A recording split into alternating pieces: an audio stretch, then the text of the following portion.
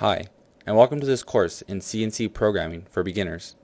It is my hope to help those that may be curious, a hobbyist, or even someone about to begin their career in learning the process of manufacturing parts with the CNC machines.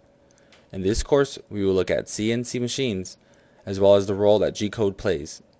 I will cover the basics of understanding and even creating G-code to control a CNC machine, as well as look at some of the machine components and reason for the tool design. We will also take a look at some software that can help you better understand the code, and just in case you don't have the money to spend on a large manufacturing machine to practice it yourself.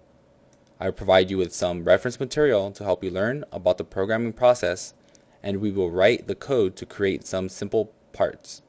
Overall, this should be a fun course that teaches you some fundamentals about the overall process of machining a part and understanding the code that makes it possible.